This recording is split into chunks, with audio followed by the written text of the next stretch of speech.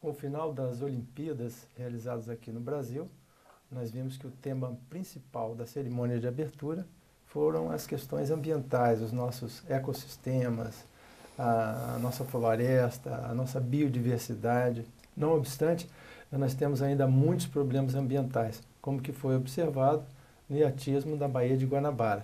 O Brasil enfrenta hoje grandes problemas, principalmente na região sudeste, com a escassez de água, os períodos de estiagem, somados a problemas ambientais. Para falar sobre a questão ambiental, nós temos aqui a presença do secretário de Estado de Meio Ambiente do Espírito Santo, Aladim Cerqueira. Como que o senhor vê o cenário hoje do Brasil se reestruturando, pós-Olimpíadas? Como vencer esses obstáculos para tornar uma sociedade sustentável? Pois não, Amir. Prazer estar aqui na TV Ambiental, falando sobre meio ambiente, mais uma vez. Nós temos percebido que a sociedade tem discutido cada vez mais a questão ambiental, tanto a nível internacional, né, em termos de evolução de políticas, estabelecimento de novas metas, e o Brasil vai na mesma linha. Acho que as novas gerações estão cada vez mais conscientes da questão ambiental e do seu futuro, né? Então foi muito importante assim, a chamada para essa questão ambiental que as Olimpíadas trouxe, no momento que a gente enfrenta e começa a perceber realmente os limites do desenvolvimento, né? A capacidade de suporte, né, do ambiente. Nós temos sofrido muitos impactos e visto realmente o que a forma da gente lidar com os recursos naturais tem causado.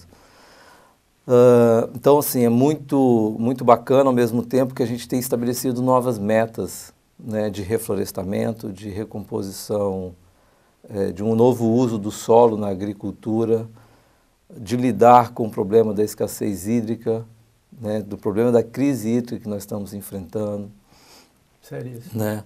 E assim, é muito importante, talvez, a sociedade se sintonizar sobre realmente o que causa todos esses problemas. Onde é que estão as causas? Né? Onde nós erramos e como nós temos que acertar? É muito importante se pensar que a questão ambiental não é questão de governo, é questão de sociedade. Senão a conta é muito cara para governo. Sim. Por exemplo, vamos fala da Baía da Guanabara, contaminada como está, com esgotamento sanitário. Tinha a meta de acabar com o lançamento de esgoto na Baía da Guanabara, foi uma promessa para as Olimpíadas. Em 2014. Em 2014. Mas a gente pode perceber que esse é um desafio muito grande. E ele se deu por causa da forma como se cresceu no passado, a forma irresponsável, né, com a questão ambiental. Achava que se podia ocupar, a água era abundante, nós nunca iríamos ter problema de falta d'água. Aquele local onde a gente usava como praia, a gente ocupa um prédio na margem que lança esgoto, né, se implanta a rede de drenar, se implanta a rede de esgoto numa cidade e a população tem dificuldade em colocar o seu esgoto que gera dentro da rede. E assim, o crescimento desordenado que as cidades tiveram durante todos os anos de nossa ocupação trouxe um passivo muito grande. Você vê... Como trabalhar isso aí? Pois é, é muito investimento por fazer, né? O governo do estado tem feito investimentos significativos. Imagina um estado que tem orçamento de 14 bilhões de reais anuais, investir 1 bilhão em saneamento. quanto que isso significa de recursos. Isso aconteceu com o programa Águas Limpas em 2010. Tem acontecido hoje com o programa Águas e Paisagem. E os governos começam a perceber que os recursos públicos não dão conta dessa história, tem que trazer os recursos privados junto. Né? Então, e a gente tem que aprender, nós, sociedade, temos que aprender a ocupação das novas áreas. Né? Como é que nós estamos crescendo as nossas cidades daqui para frente? Antigamente se invadia áreas, se construía e esse passivo ficava com o poder público. Às vezes até o poder público fomentava isso lá atrás. É verdade. Hoje, tem casos, né, de São Pedro, tudo com programas de Banco Mundial, até com alguns investimentos que seriam muito mais baratos comprar áreas que não fossem áreas de sensibilidade ambiental para que pudesse assentar aquela população. Justamente. E você vê hoje, por exemplo, agora, não, vamos sair das áreas de periferia das cidades, vamos para a nossa região serrana.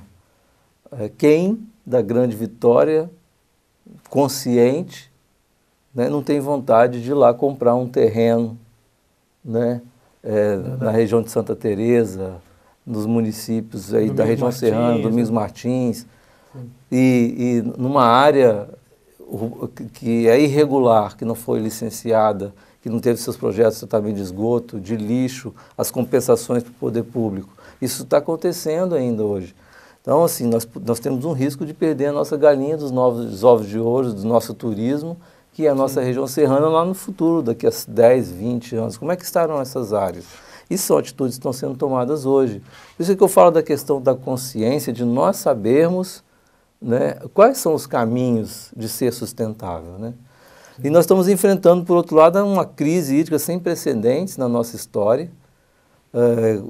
Nunca vimos tantos rios secarem como está acontecendo hoje.